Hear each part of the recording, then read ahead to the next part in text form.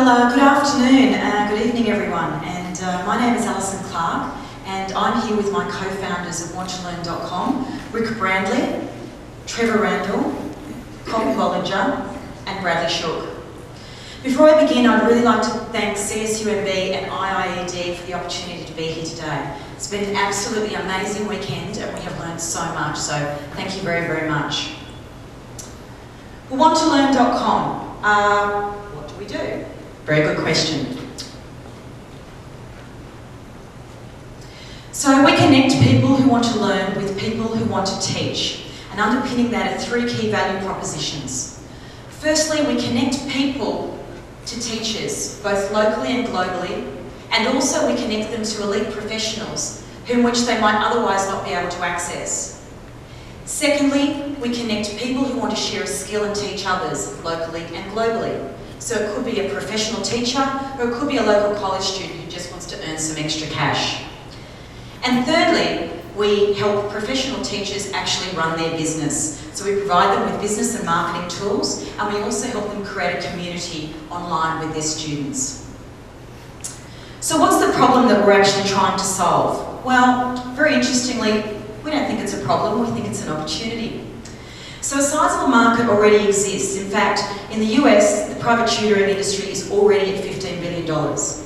So we had a look at our competitors to see what was out there. And what we found is that they ranged from Craigslist, that looks like this, through to Ant, which looks like this.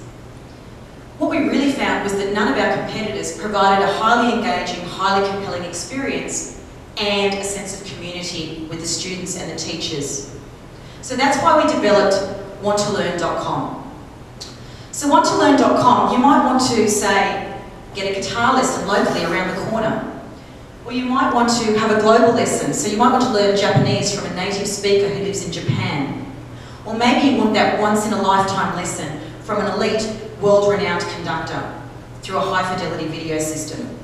We can cater for all of that on our site.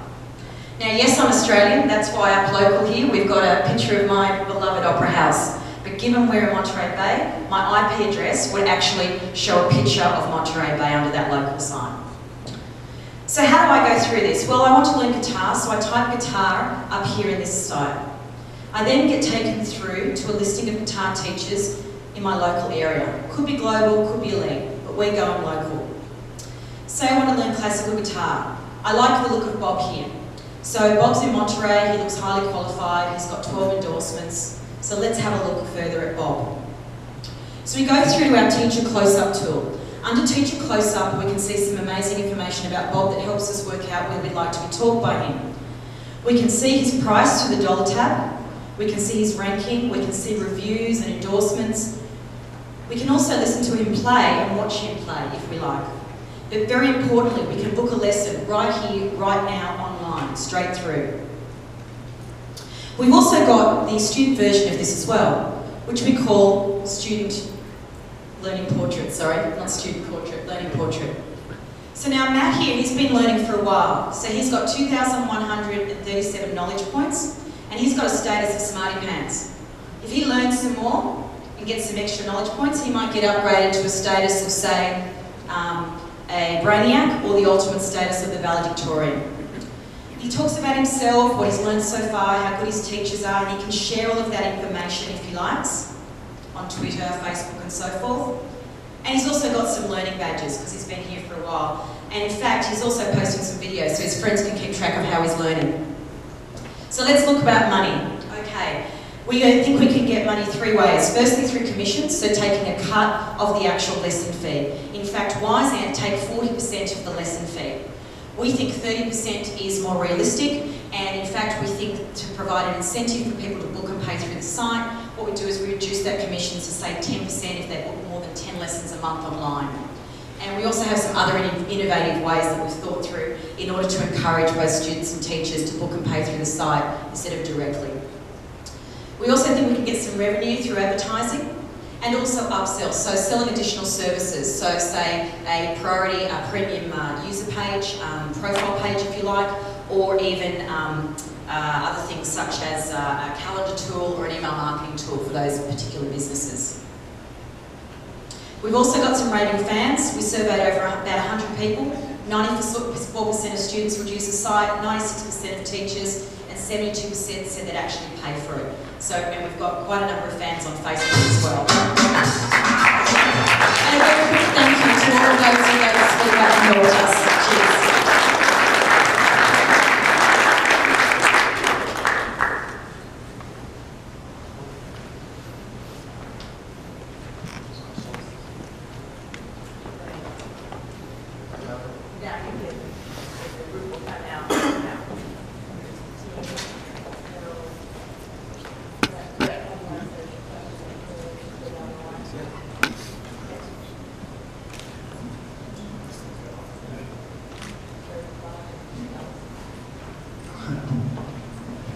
So everything you're doing is focused on a consumer play? Are you looking at anything around businesses or institutions?